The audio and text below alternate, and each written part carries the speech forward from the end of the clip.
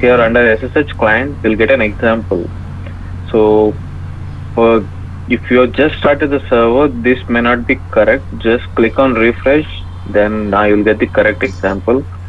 When you have just started the server, then this example will not quite work. Just click on refresh, you'll get this bigger line. So if you have just started the server, it will be just 3-4 words. So if it is like that, just click on reload. So copy this command ssh -i. So it's just an ssh command, nothing new here. There's an ssh command that helps us to connect to our server. I'll copy the command and go to the place where you have stored your PEM file. Go to the place where you have stored your PEM file. Just right click, you'll get git bash here. Paste that whatever the command that you have copied from AWS, just click on enter. So use S to accept the fingerprint, and that's it. You log into the server. Alright, thanks Abhishek.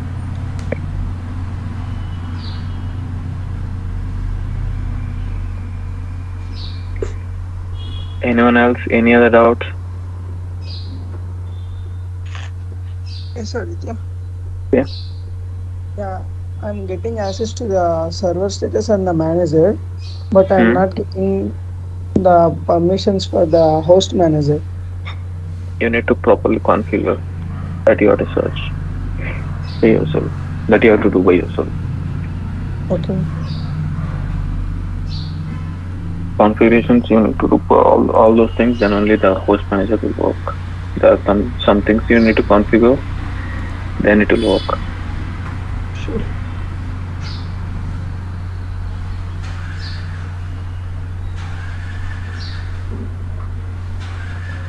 Anyone else? Any other doubts? Aditya, can you tell me about Bash, HRC, and Bash profile? Yeah. Today we'll discuss over that. Okay.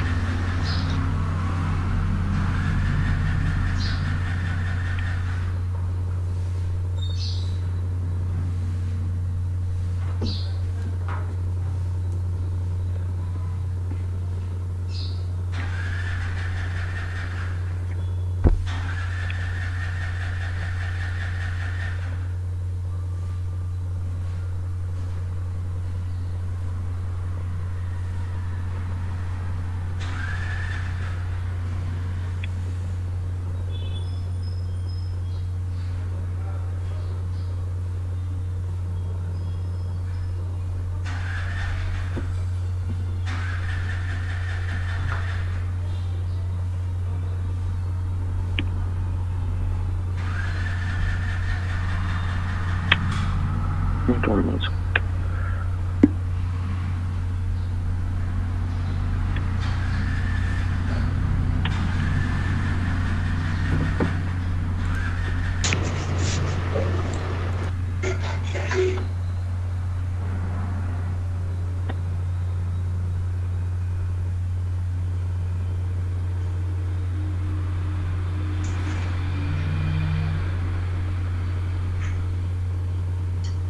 So here in whenever you have this seconds between keep alive, right? Just enter 30 or something.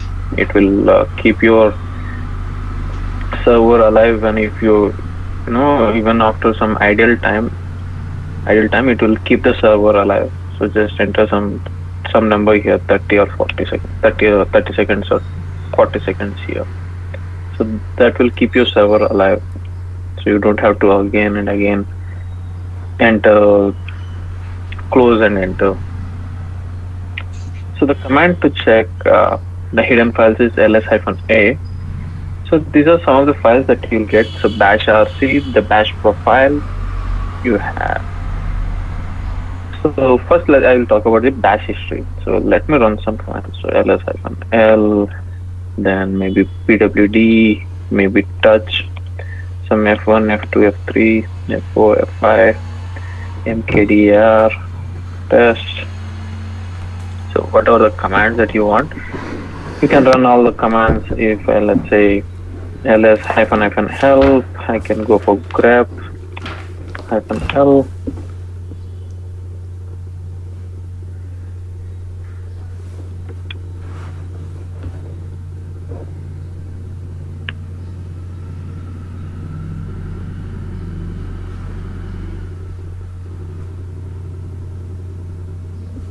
grab CNU.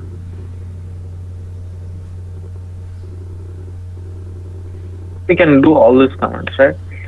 So if you want to check what are all the commands that you have run previously, you can run a command called as history. So if you press history and enter, it will show you all the commands that you have been running on this particular server. And this is the reason you can always go to the previous command by just clicking the up arrow key. So if I just click on up arrow key, I can see all the commands that I have been running on the server. So because these commands will be stored in a file called as bash history. So if I cat and then open up this bash history file, you can see this is the command. It is not exactly updated, but it is showing only this ls command that we have run, but all the commands that we have been running will be usually stored in this bash history. And let me close this session and I'll try to open it again.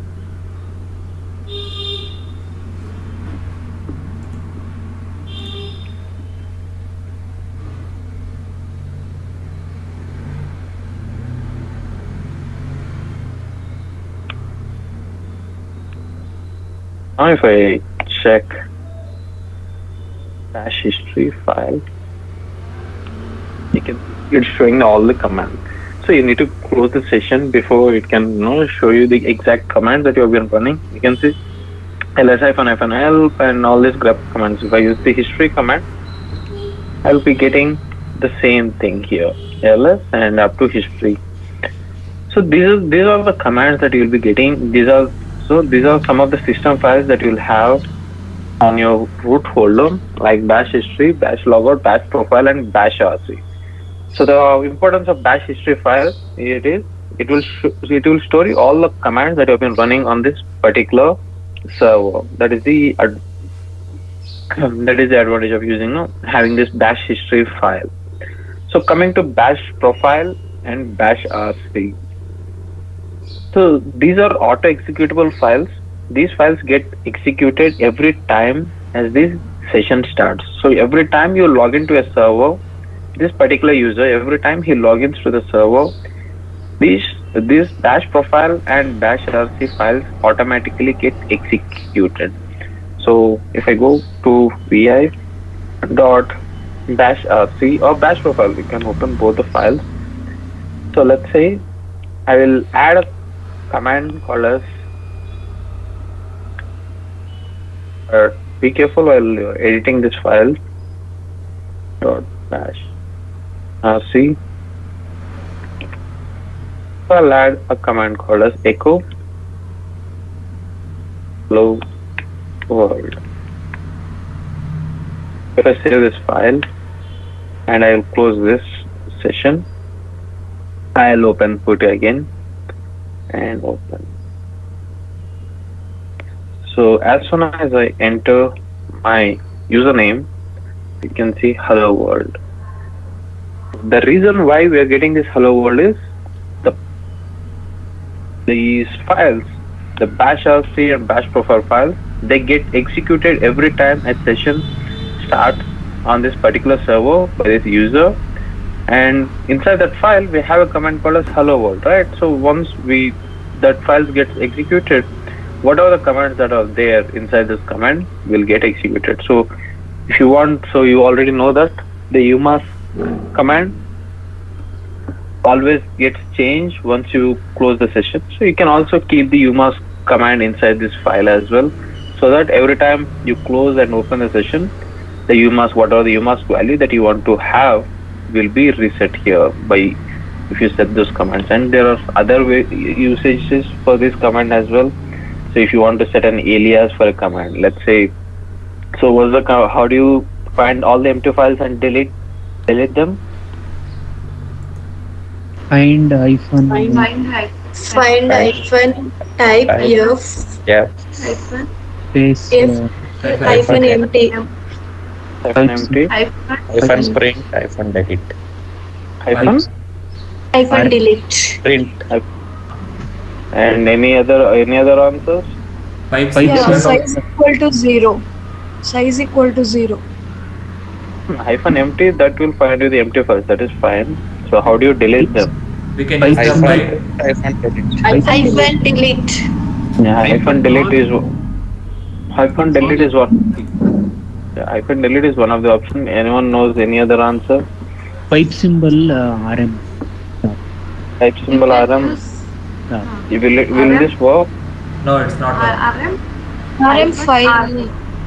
RM space file name if you give it will If RM space file name, what is the use of RM giving star. the file name? star. What is the use of using RM file name here? Because RM file name if you are giving, you are already. So I don't want to give the file names, right? That is the reason why I'm using the find command. If you use the star, it will delete all the files. It will delete all the files. What is the use there? So if I have some files with data also, it will also delete that. I only want to delete those files that are empty. So we got the file names from this command. So if I want to pipe it to RM, it will not work because RM command cannot directly take this input from the pipe symbol. So we need to send it as in list format by using xargs. So some of the times when the pipe command does not work, just use this xargs, then use the RM command. So there are some examples. This is one of the peculiar cases where you need to use xargs if you are trying to use the RM command with pipe symbol. So some of the commands like even when docker I will show you, you need to use the xargs for the RM command to work. If you don't use that, the RM will not be able to work. Now if I press enter, you can see all the empty files have got deleted. So if you want someday I'll explain you what is the difference, why xargs need to be used. Today there's no time. I will explain some other time. Remind me during the end of the shell scripting class. I'll explain about xargs. What is the difference between using xargs and without using xargs? What is the difference? So this is one of the command. Yeah, hyphen delete also works. You can use any command. So this is some big command, right? So it's difficult to write this command all the time. So how can you set up a shortcut for this command? So I can just use fed find empty files and delete. Just an example, I'll use equals to symbol and within double quotes I'll paste this command and I'll press enter. So every time I want to delete all the empty files, I can just use fed. Let me add this in the bash profile. So I'll copy this vi bash profile or bash rc, any file you can add. Dot at the front of the file. So I go hello world. I will remove this line. I'll add that. So you need to add alias space fed, whatever the alias that you want to create, fed, and then equals to whatever the command that you want to run. So now if I use fed and enter, so previously I have all these empty files, right? F1, F2, F3, F4, F5. Now if I just press fed and enter, so let me close this session and restart it again. So that those bash rc profile gets executed. EC2 hyphen user. Unless you have all these empty files. Now if I press fed and enter, if I use ls, you can see there is no empty file. So if you want to create a shortcut for a command that is huge, so any kind of command for the find or cut, if you're using those commands regularly and you want to create a shortcut for those commands, you can always use the alias option. Just add those, whatever the alias that you want to create, just add those in either bash rc or bash profile. As they get executed every time your session starts.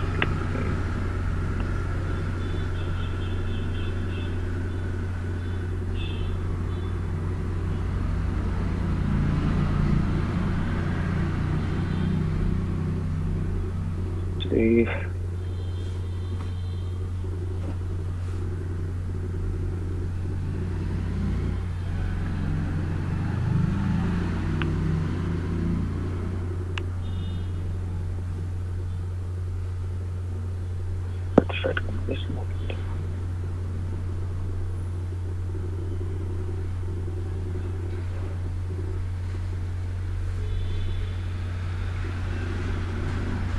So how do you find all the files that are created more by a particular permission?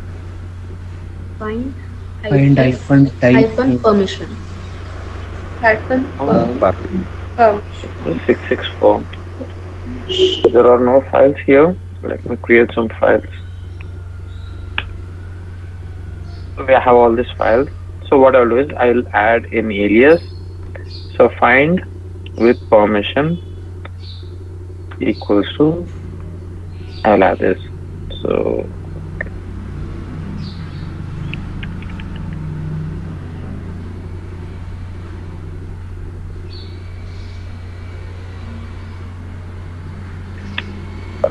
now if I use FP and enter, you can see it shows me all those files that have permission 664 by running the find command. But the problem with this alias command is, if I just close this session and restart the session, ec2-user, if I restart the session and now if I use FP and enter, you'll see that FP command is not found. But if I use FED and enter, the command will work. The reason being, so these alias commands are session specific. Every time you restart the session, those commands get deleted. So you'll not have those commands in the server. So to keep them on the server permanently, so you can add them in this bash profile and bash RC, so that every time a new session starts, those commands get executed every time. So whenever I add this, whatever the command that I want to execute every time my session starts, I can just add this command inside this bash RC or bash profile. So here I added this alias FED, right? So every time I start the new session, this command gets executed, and every time on the new session that I create, I can always execute this FED command. So even if you want to set up an environment variable, so even the environment variables that you set, so those also, for example, I'll set user equals to ec2-user. If I use echo $user, you can see it's an ec2-user. It shows me this. I've set up an environment variable here. It shows me that, okay, echo $user, anything. I can say echo test equals to, let's say I'll set it as Linux. So if I use echo and then $test, I should not use echo test equal to Linux. Now if I use echo $test, so wherever you use $test, you'll get the value as Linux. Even inside the scripts, if you use $test, you'll get the Linux value. So at any point in time, if I use echo and $test, you'll get the Linux value. So there are some default commands, default environment variables that you want to check. You can see $shell will give you what kind of shell you are running. So I'll explain what is a shell. So these are some of the environment variables that automatically get created when you create the server. But if you want, you can create your own environment variables with this syntax. Test equal to Linux, and there is other commands as well, like export, which will create a permanent variable. But this is one of the things that you can create. But similar to the alias that we created, if I close this session and open it again, ec2-user, if I use echo $test, you can see this is an empty, because this is what are the things that we've created that are session specific, and once we close that session, you will not have that again, you will not get the value again. But if I use echo $shell, this will always get. So if I want to keep this as a permanent value, test equal to Linux, let's say, then I can go to my bash RC or bash profile for that matter. Bash profile, I'll go I'll add test equals to line X. So close, or you can also, new session and done. I'll close the session. I'll open it up again. User. Now if I use echo $test, you'll always get this value. So any command that you want to repeatedly run once the session starts, you can always keep those things inside this bash or bash profile file. Any doubts here? Aditya, instead of using like for example, if like you said user is equal to EC2 user, if I put $user anywhere, it'll take it as EC2 user, is it? Yeah. With and also why was alias not used here? Sure. But for when you used that command, that time you added alias command so that you can.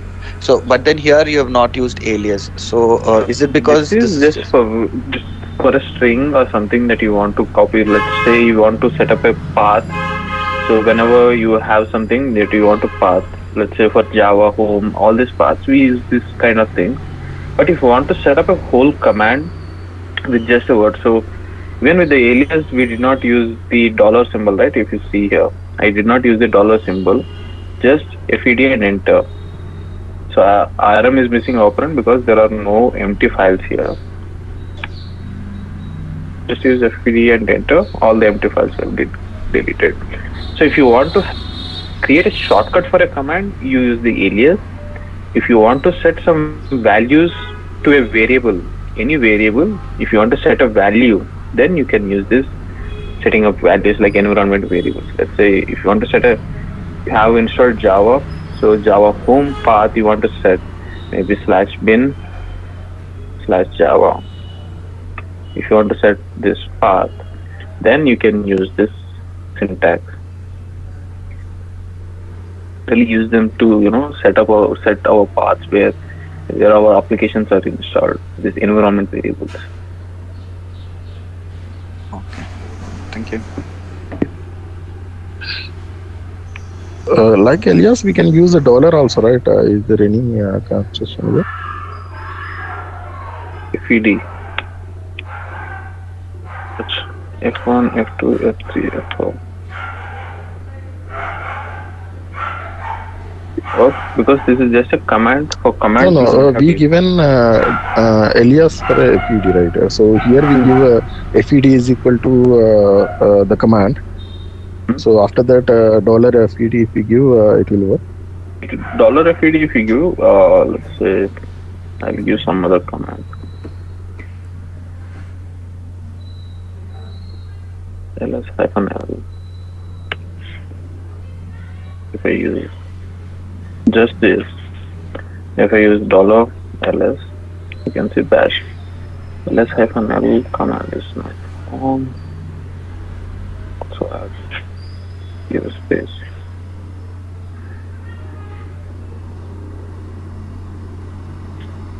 Dollar, if you want to use the dollar and then run that, you can use this syntax. But if you just use the alias command, then you don't have to use the dollar. If without alias, if I use just ls, it will show me the command has not found. But use alias in front of it. Then if I press ls and enter, you can get this. So if you have used the alias, both will work. But with this, you have to use the dollar. If you have used the alias, you can remove the dollar and just run the command. Okay. Aditya, But for them to be permanent, you need to add them in your bash or your bash profile, because these are all session specific. Once the session restarts, all these commands will go. Yeah, what is the difference between bash RC and bash profile? There is an assignment that you need to tell me tomorrow. What's the difference between why, even though we have bash RC and bash profile, I'm showing that both will work. So tell me the difference why there are two files for bash RC and bash profile. Can we add any other file like bash profile and bash rc without disturbing these two files? These are system specific files that you need to work on them. So if you cd slash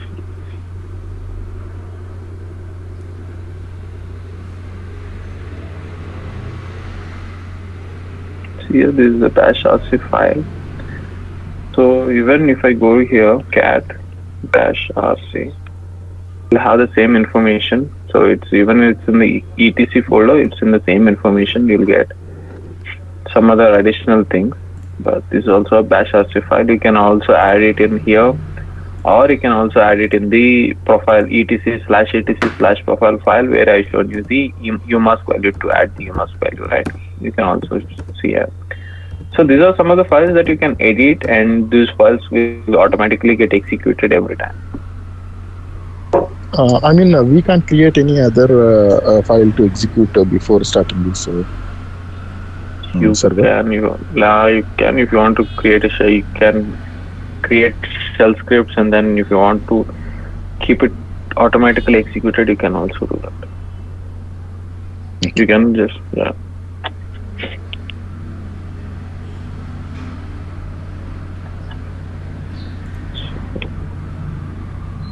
bash rc and bash profile.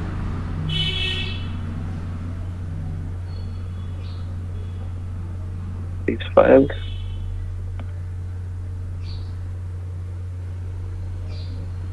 every time automatically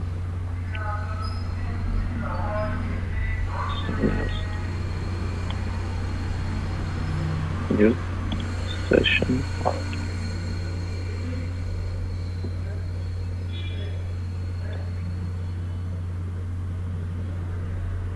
So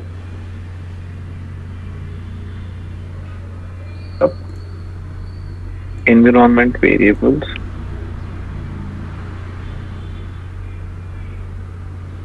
and alias commands in these files if you want. But for an alias, if you want an example, alias fed equal to find hyphen empty. You'll get all the empty files. If you want to pass it to RM, you need to use xargs. Or if you want to set an environment variable, you can just use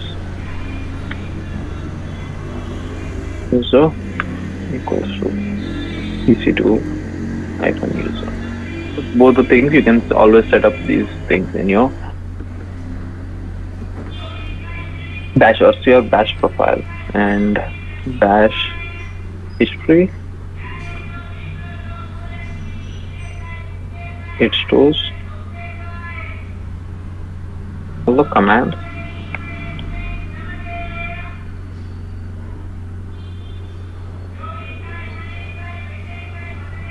on the server.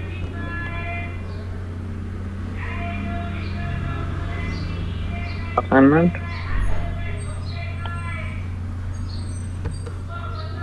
Difference between bash rc and bash.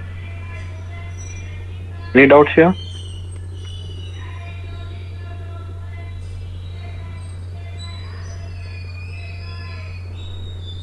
Aditya, so when you, for those particular files that you've stored in bash rc and bash profile, you have to keep restarting the Session to execute it.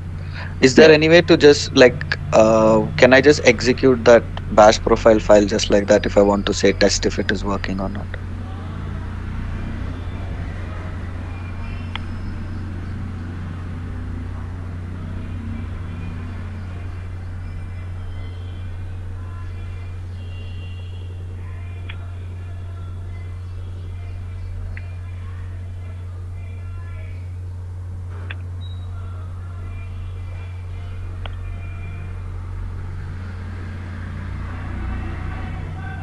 It's not a shell script that we can automatically execute them.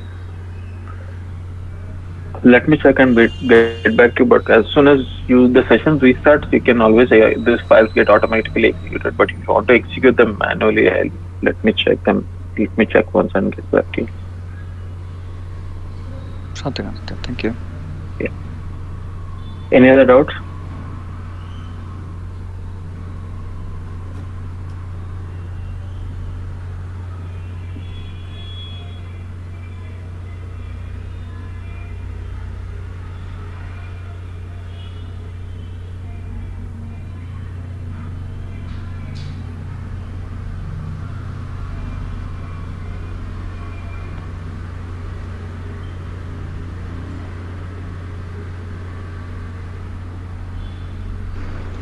Aditya, can we write a set of commands in this and then call somewhere like we do in functions in C++?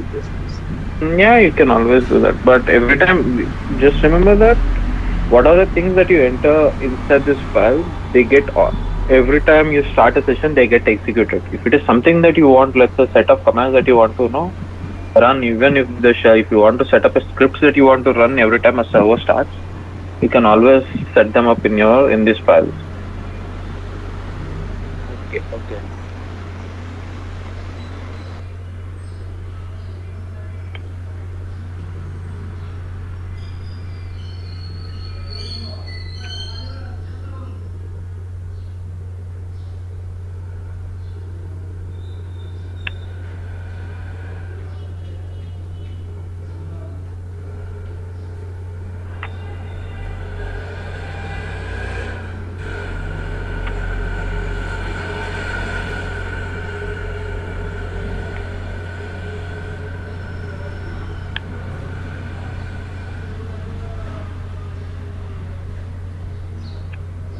You can execute those files automatically if you want.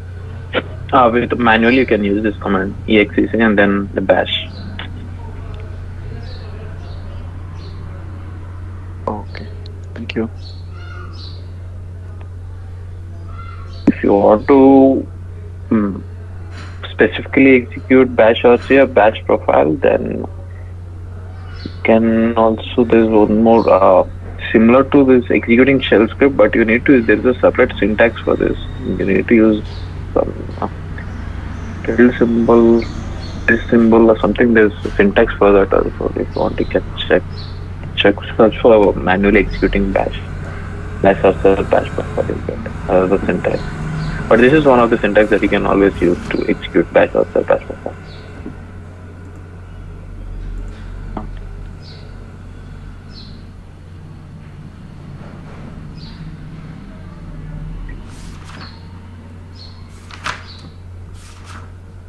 So coming to the Linux architecture, so we have been running all those commands and everything. We've been learning commands since the last 1 week, all the Linux commands. So coming to the architecture of Linux, what are the different components that a Linux server has? So these are the different components that a Linux server has. At the base, you'll have your hardware, that is your underlying hardware. If you use T2.micro, it's 1 GB of RAM, 1 CPU. If you use any other hardware, any other EC2 instance type, that would be your hardware. That is your underlying specifications that you choose in AWS, or if you have your own laptop, you can also install Linux on your laptop based on your specifications. Whether it's 18 GB RAM, 16 core CPU, or 32 core CPU, based on your specification. That's your underlying hardware. So what are the specifications that you have in your hardware?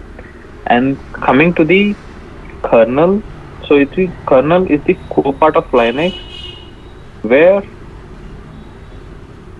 it's the one part that is major, which is responsible for all the major activities of the operating system. And kernel is a part which contains all the modules and that can interact directly with the hardware. So the part that directly interacts with the hardware is your kernel. And for us to be able to execute commands or run to actually communicate with the hardware through kernel, it's a very difficult task. There's a reason why we have a simplified UI where you get a shell. We call it as a shell. So this is a shell. So the terminal that we are getting, right? So this is a simplified terminal which helps us to easily connect to the hardware to a shell environment. We call it as a shell environment. It's an interface to the kernel. So it hides all the complexities that the kernel provides. So to directly work with the kernel, it's very complex in nature. There's a reason why we'll have an interface called as a shell interface. So there are different kinds of shell in the market. So the shell that we are using currently is bash shell. So if you want to check which shell is currently been used in your server, you can always use echo $shell. You can see this is a bash shell. There are lots of other shells in the market like ZSH, K shell, C shell, Bourne shell. So these are all the shells that are there. So bash is, you can say, it's one of the latest ones. Bourne shell, C shell, and K shell. These are very old shells that were created in 80s. And bash is an updated format. So each shell has its own advantages and disadvantages. So for example, the Bourne shell did not have the history of the commands that we are running here. So once I press the up arrow, I can go to all the history, right? History of all the commands. So the Bourne shell that was created earlier in the initial stages did not have this option, and they did not have the grep option, not the grep. They did not have the pipe option. So with each shell, they added some functionalities, and they kept what are the things that were present previously, and they've added new features with each new shell. So presently there is Z shell which has more features when compared to even the bash shell. So these are all the, you can say, interfaces that allows us to communicate with the hardware rather than directly connecting to the hardware by using complex mechanisms with kernel. We use a simplified interface called a shell, and we connect to the kernel, interface to the kernel, and it hides, you can know, all the complexities that associate with the kernel. So that's your shell. And the applications is what are the packages that you install, whether it's a gate, wget, what are the packages that you install. That's the applications about your shell and all the users that are going to use the Linux server. So these are the different parts in a Linux server. You can say this is in architecture, Linux architecture. And as I said, hardware is your underlying specifications of the server. Let's say if you're using an AWS EC2, so if you use T2.micro, it's 1 GB RAM, 1 core CPU. If you use T2.medium, it's 2 GB RAM, 2 core CPU. So what are the specifications that you use? And kernel is the core part of the Linux, and it is the one that is responsible for all the major activities. And kernel has the ability to directly connect to the hardware. And the shell is an interface that we have, which can connect to the kernel while actually hiding the complexities that the kernel provides, and we can always run all the commands that we know by using this whatever the shell that we have installed on our server. You can always install multiple shells on your server, and you can keep on switching back to one of them. There is a command. I'll also tell you the command to change the shell. And the applications is what are the packages that you install. Those are the applications you have. And finally, the users that are going to use this server. Any doubts here on the architecture?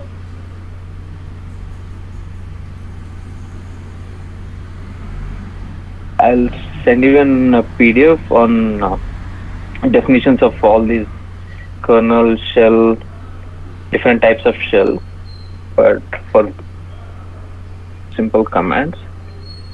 This kernel means like OS, right? The backend, yes. So it's like core part of your backend thing. So about that so kernel, bash profile, bash RC, these all come from kernel, right? Bash RC, bash profile, these are just files. They're not in kernel. So internal kernel module, kernel will have separate modules. So which helps it to connect to the hardware. So these are bash profiles. These are just files. Okay, so we never touch any kernel scripts. We generally don't touch, but if Linux admins who knows more about Linux, they might work on this kernel. I have never worked because I know Linux just for to work on the tools that I require. So even the Linux that we learn is just for for us to help us to run all the tools that are required. Because most of the tools, whether it's a Docker, whether it's a Kubernetes, or even some part of Jenkins, so we need to have a knowledge on Linux commands for us for us to actually able to work on those tools. So that's the reason why we So start these with all Linux. commands and everything will comes under only shell. We don't prefer anything in kernel. We don't No, change or we, so these are all yeah. If you want, you can write your own kernel modules. You can all do that all. But just for us, it's more complex. You don't have to learn about all of it. Nobody will ask about kernels and all things. Just for brief explanation, I just give you this architecture. No one will ask you about the architecture of Linux. At the max, they might ask you about any 2 or 3 commands. Maybe about how do you check the file size, how do you check the RAM, maybe about a off command or a find command. That's it. They'll not even ask more about Linux. Because Linux is just a foundation that you need to know some basic commands to be able to work on other tools. okay. We are not going to be an Linux admins and then keep on working on the Linux server. Linux is just for us to as a tool that enables us to work on other tools.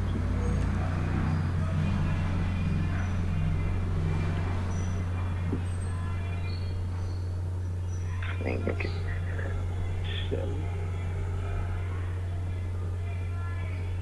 To check the current shell, is use echo and then $shell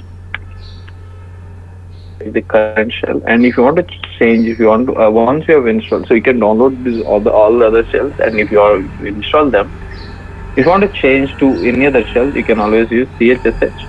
So some flavors of Linux where chsh works. For some other flavors chsh does not work. Then you have to use LCHSH for an EC2 use for EC2 machines. The CHSH does not work. You need to use LCHSH. So, and you need to give whatever the shell name that you want.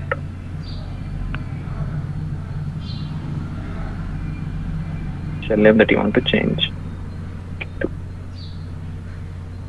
Aditya, will these different shells already be installed, or we have to first install it? You have to first install. Only the bash shell gets automatically installed on our servers. If you want to check other shells, you can always download, and then there's the packages. You just need to download them and then install.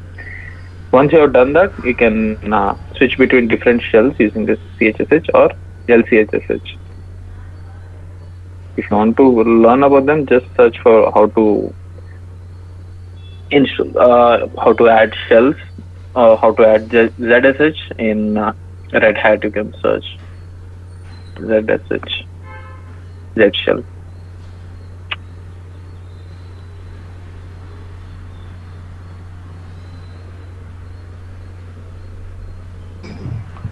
Aditya, CHSH is for switching the shell, right? You have wrote like to check the current shell. The current shell, okay, sorry.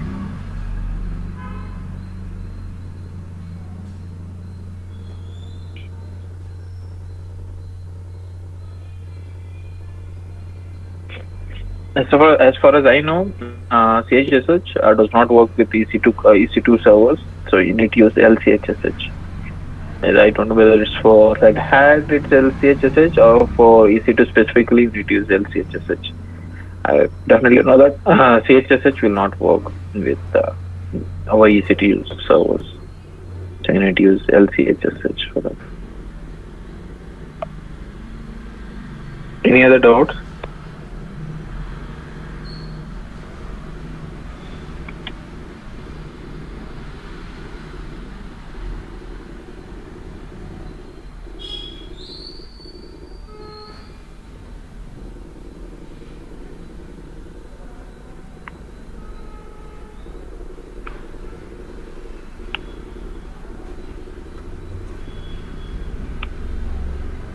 So today we'll be starting about concept called as Bash shell scripting. So it's like any other scripting language, like your C language, Python, or your Golang or your Java.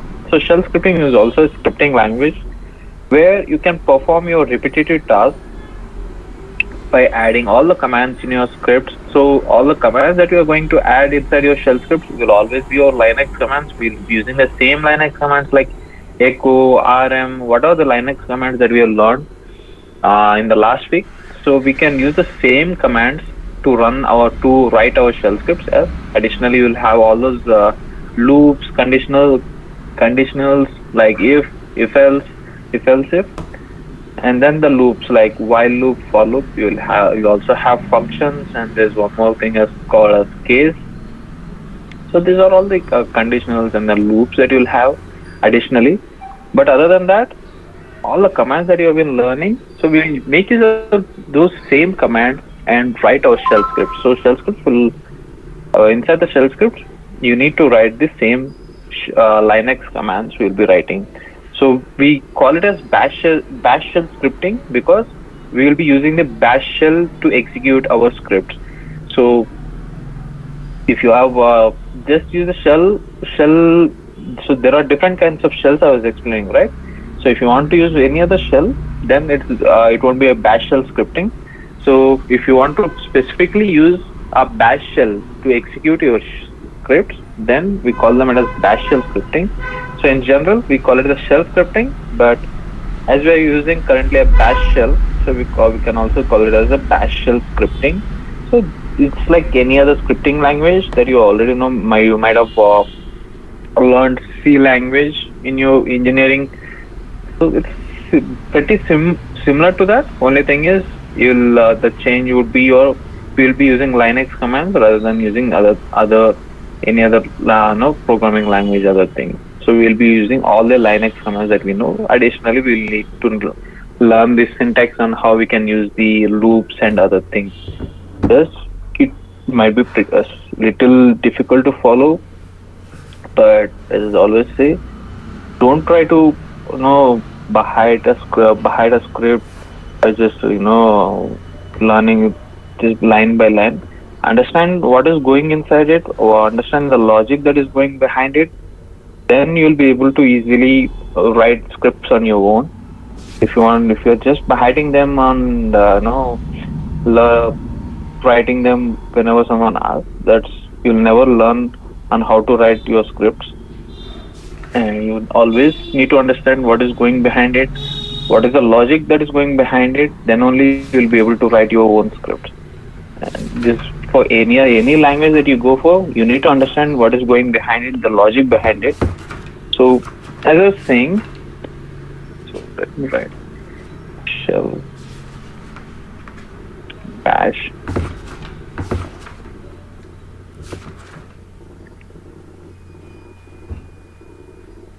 you want a definition, we can always write that to perform repetitive tasks. Repetitive tasks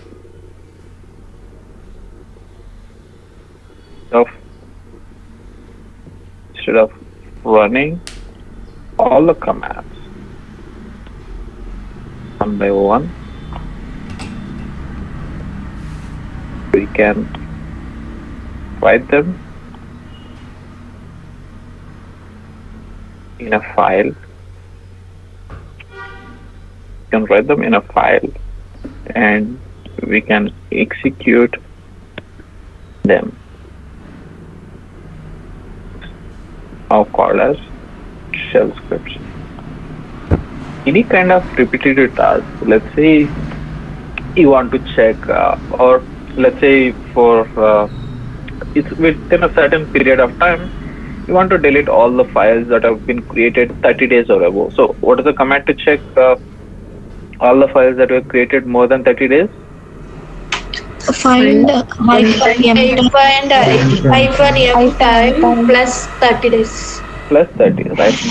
So rather than you running that command always, so you can set up a shell script, and then it's not about just 30 days. You can also write different kinds of commands, and then you can keep all those commands in a shell script, and you can regularly on a regular basis, maybe every day you want to execute this script. So we already know that in bash has a bash profile, so every time you open up a session, those files get executed if you want. But there are other methods as well where you can schedule to run your commands that you want to run.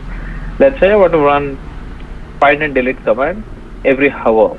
I can also schedule that. So we have cron tabs and other things. So you can set up some scripts where you can write all the commands that you want to execute periodically at any point in time. You can set up all those commands in a file and then execute that file at whatever interval that you want to run. And let's say once you open up your server, you want to set up some things, and if you want to run a script, you can always set up all the commands inside a file called as shell scripts. And then once you execute that script, so similar, if you remember, to install my Tomcat, right? So I just ran a shell script, and then the Tomcat got installed on my server without any problem. And even the tomcat.users.xml and even the config.xml, they got automatically configured within a single command. So that's the advantage of using scripts. That is, any action that you want to perform, whether there are lots of things that you need to do. Say, for example, I will show you how I wrote a shell script to install Tomcat. So tell me, what are the prerequisites for a Tomcat to work? What are the different things that you need to install before, Java. Java. Java you need to install, and then you need to download the Tomcat file from the internet, and then you need to copy it to, maybe you can keep it in your home directory, or you can keep it in some /opt or any other system file. And you need to start the Tomcat by, what is the file to start the Tomcat server? Startup.sh. Startup.sh, right? So if you see here, I wrote all those commands inside this shell script. So once I execute this shell script, all these commands will get automatically executed, and at the end, my Tomcat will start. So the first command that I ran is I downloaded the Tomcat version 9, whatever the version that I have. So these are some complicated command where the latest version of Tomcat gets automatically downloaded with this command. So there's some complications behind it, but in general terms, you can say this command will download the latest version of Tomcat 9. It will download that package, and then it has wget, it has downloaded. So this will give me the latest version name. This will download the actual package. After that, I've extracted the file using *xczf. You know how to extract the *z file. And after that, you can see here, I'm copying the Tomcat config file, context.xml to this path, Tomcat users.xml to this particular path.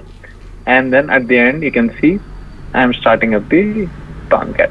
So I've written all this command and inside a file. So once I execute this script, all these commands get executed automatically and will give me a Tomcat which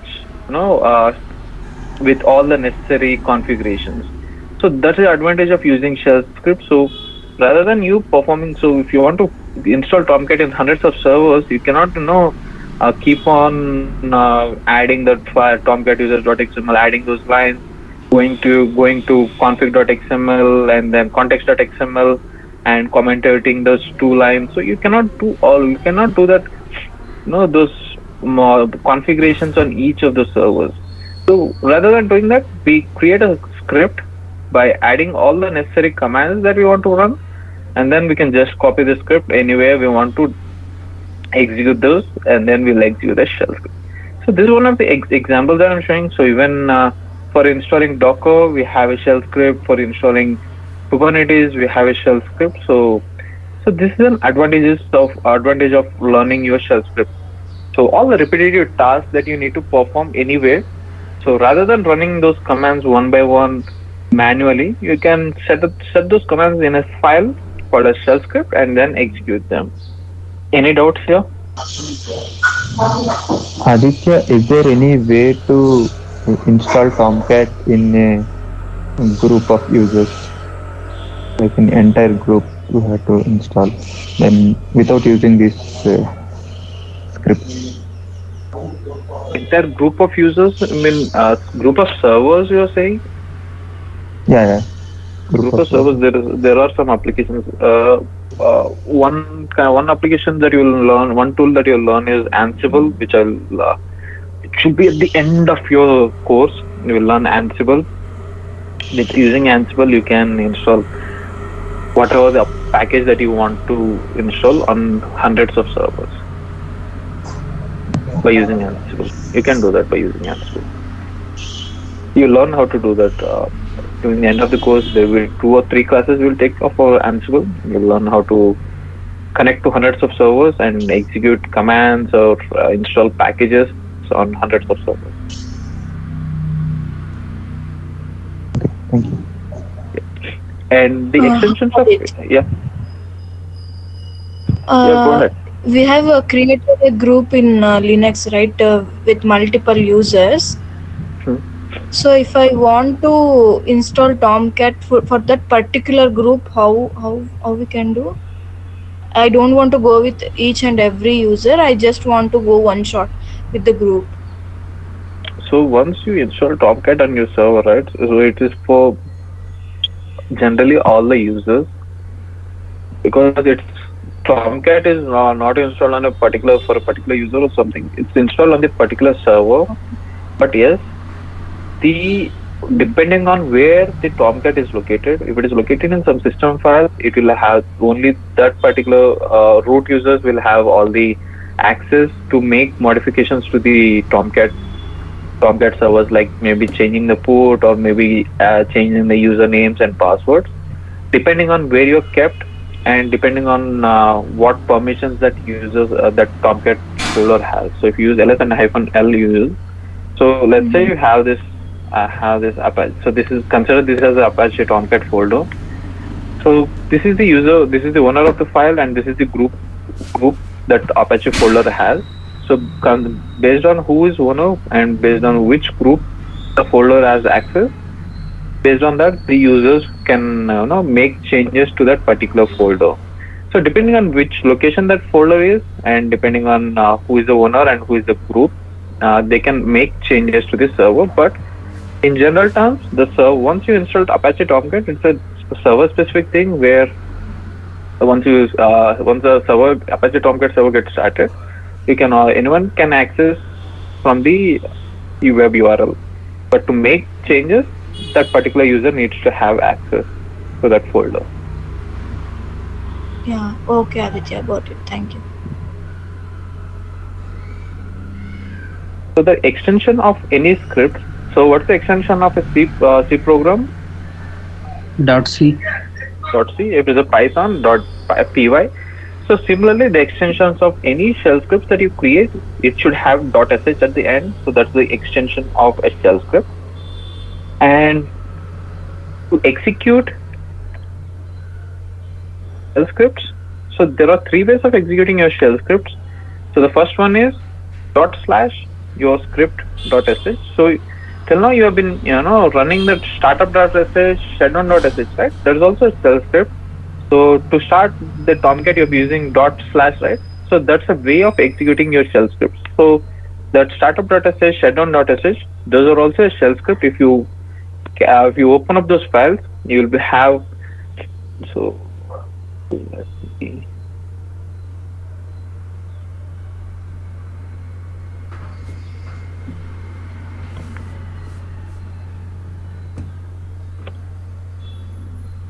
Aditya, so when I start or stop Tomcat, I don't use startup.sh. So the file I had, it basically stated we create a separate file called as tomcat.service, and then we use if you set up using that method, then you don't have to use the startup.sh. You can directly use sudo service a Tomcat and then start. The Tomcat service will start. Yeah. Yeah. So if you have set up it as a service, you need to add a file. You need to make further configurations. So once you set up the Tomcat as a service inside that Linux, then you can start and stop using the sudo service command or sudo systemctl command. You can start and stop. Yeah. So this service, so this dot service is a different thing. It's not. Is it similar to shell scripts or is it a different concept altogether? It's a different concept altogether. So to create any package as a service, we do that. Just give me a second. I'm getting a call.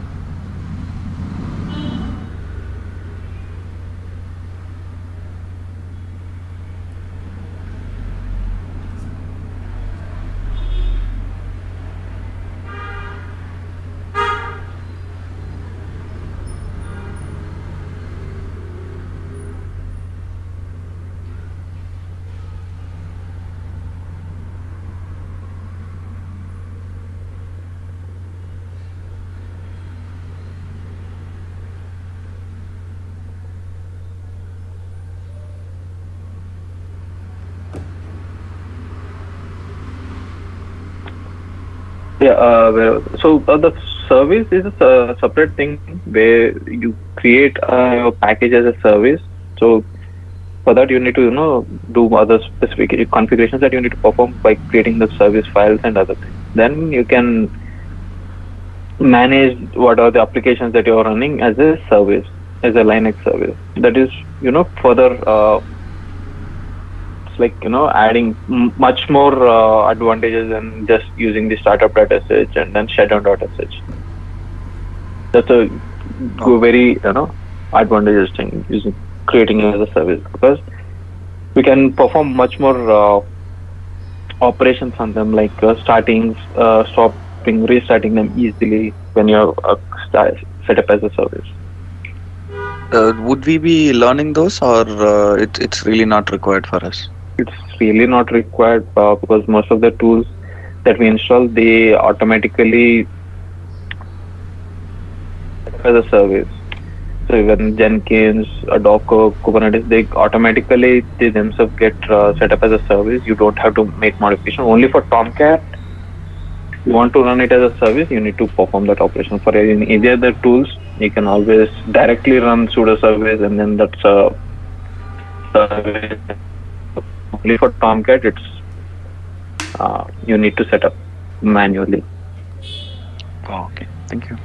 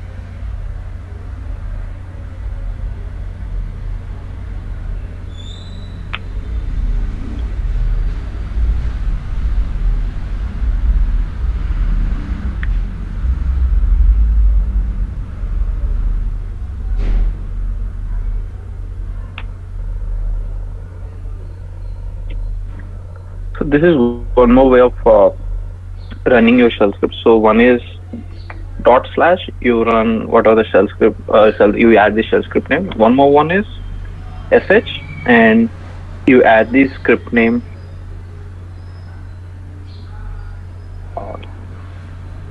.sh. What are the script name? .sh. And the third way is, if it is a bash script, you can execute this bash script by using bash and then script.sh. So these are three ways on executing our shell scripts. So one is /. So you have been using already this // and your startup.sh and shutdown.sh. And one more way is you can also the same startup.sh, right? And you can also execute them by using this syntax as well. sh space script.sh. It will then also you'll be able to execute the startup.sh and shutdown.sh. So I think most of them.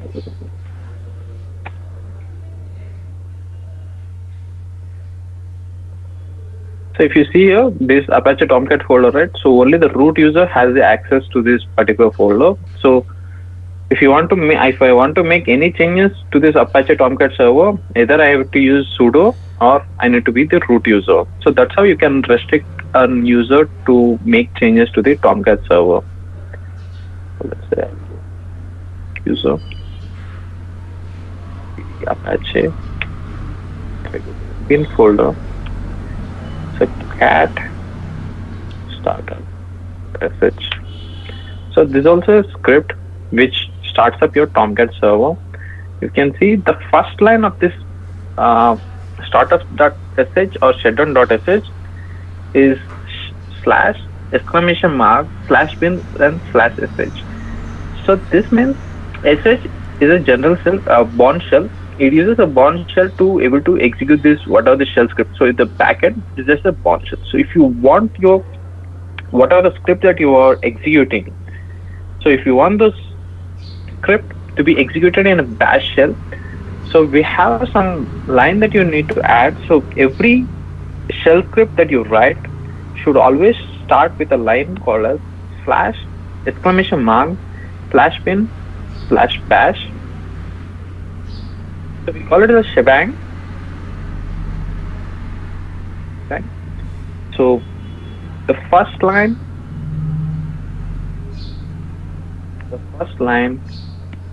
of any shell script should always start with shebang. So the shebang is this hash exclamation mark slash bin slash bash. So this will make sure that whatever the script that we are running will use the bash shell rather than any other shell. So if you don't use this slash bin slash bash, so it will invoke the default shell that is there. So let's say you already have the bash shell, so it will invoke that. But let's say there are many other shells on the server. So if you want to execute the script on a bash environment only, then you need to use this shebang. So make sure that whatever the shell script that you are writing, so this should be your shell script should always start with this shebang slash exclamation mark slash bin slash bash.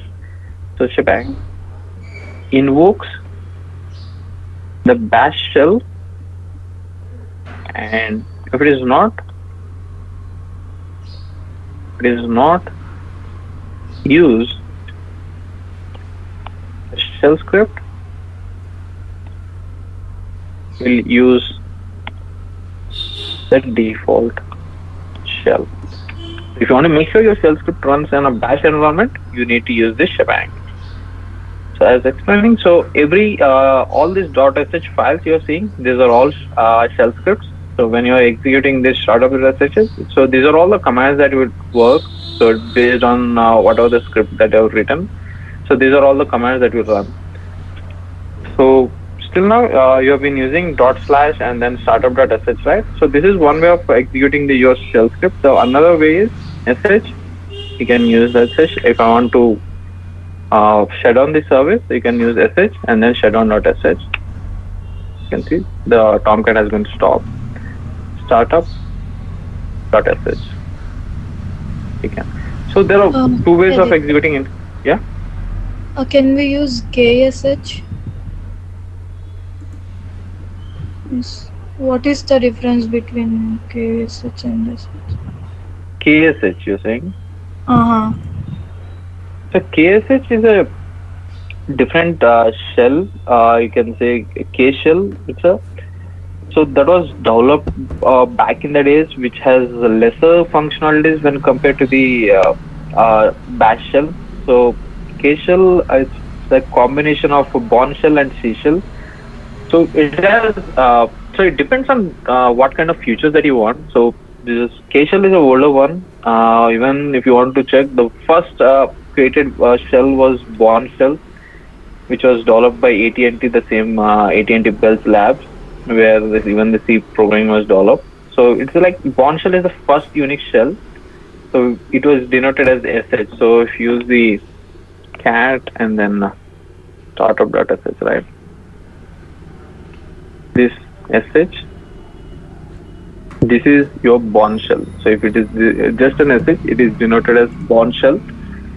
And there is C shell, there is K shell, there is bash shell, there is Z shell. So there are different kinds of shells in the market. Based on the functionalities that you require, you can use those shells. Okay, Aditya, thank you. Got it.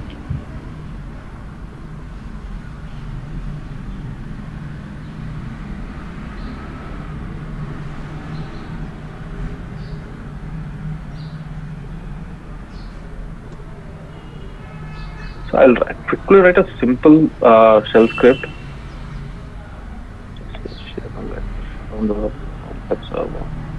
So if you're not using the Tomcat server, right, just shut on, because even if it is running in backend, so it will be taking up some of your processing power. So always shut down the Tomcat if you're not using that. If you're stop using that, either delete the total Tomcat service or just stop using it. So I'll quickly write an example shell script, and then tomorrow I'll explain more about it. Example. So as I said, always all the shell script that you're writing, the extension should always be .sh. So the first line should always start with slash exclamation mark /bin/bash to make sure that we are executing all these commands in a bash environment.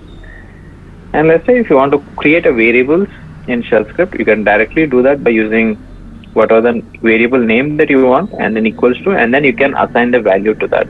So I'll explain more about this tomorrow as well.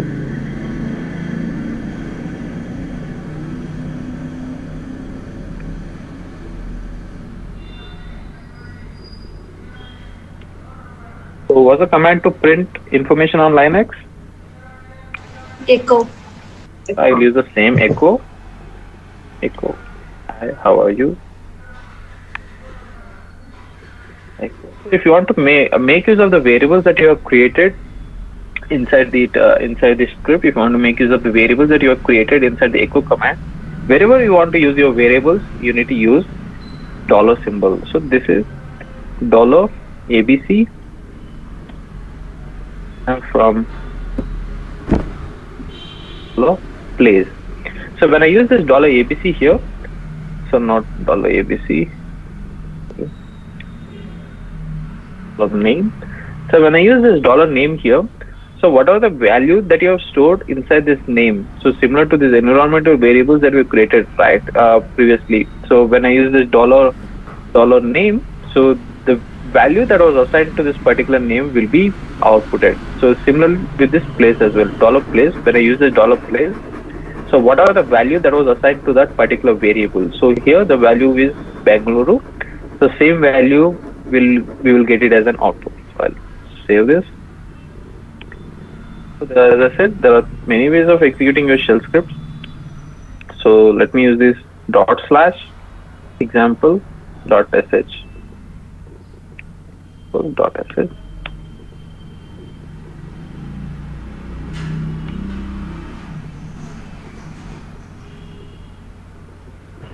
Aditya, you have assigned the value to variable, right? We can assign it like integer or float number. You can assign anywhere, anything. It will take direct defaultly, right? It's not like C programming where you have to mention the floating variables, integer variables. You don't have to do that. All those things here. Just create any variable. You can assign any kind of value to that variable. Okay, thank you. Yeah. So for this ./example.sh, for this to work, we need to be. So does anyone know why I'm getting this permission denied error? Execute permission. Yeah. Execute permission is gone. So for this syntax to work, we need to give what are the file that we need give. So So we need to be giving the execute permission. So let's say I want to give only the owner the execute permission. What I can do? ch on Change things. mode. Chmod U and then plus U u plus plus X. x, and then I'll give the file name. So now if I use ls-l, you can see I'm getting so /example .sh. Now I can execute. See here, hi, how are you? This is ABC. I am from Bengaluru. But if I go to the script, we just use $name and $place, but the script automatically takes what are the values that we assign to the variable here. So when I use this $name, so it takes the value that was assigned to this name. So the value for this name is ABC. So it took the value here as ABC and it printed that. And when I use this $place, so it goes ahead and looks for the value of place that we stored. So we store the value as Bengaluru for place, so it's printing that Bengaluru. So this is a simple example. Tomorrow I'll explain more about how we can create these variables and definition of variables and stuff. So I just wanted to give an example before we exit. Any doubts here? Aditya? Yeah. Do we need to store the script files in the script folder only? No. Just for so that I can keep all the scripts in a separate folder. I just created the script folder. You can keep it anywhere. Just about where you're executing, you need to give the whole path. So either you use the sh. So let's say I'll use chmod u minus x and then example.sh. So even if it does not have the execute permission, if you use sh, the script will still work. So if you want to use /, you need to have the executable permission, but for sh, you don't need to have the executable permission. It will still execute that file. You can keep your scripts anywhere. I'm just keeping in a scripts folder, but you can always keep your scripts anywhere on your server. Okay, thank you. Aditya, Any other doubts? Yeah, Aditya, if you want to execute any script, no? Like if you are executing that in the home screen, we'll have to give the path of the script where it is present. Yeah, so let's say if I am in pwd directory where there's only this folder called as scripts, right? So if I want to execute, I can always, go sh, either I can give sh and then it's in the scripts folder, and then I can go for example.sh. You will get the same output here. So you need to give this whole path if you're in some other folder. Okay, thank you. Aditya, so if you see the permissions for Apache, it says drwx. What is that D over there? D is a directory. Oh, directory. Okay. Yeah, D is a directory. This is a directory, right? This is a directory.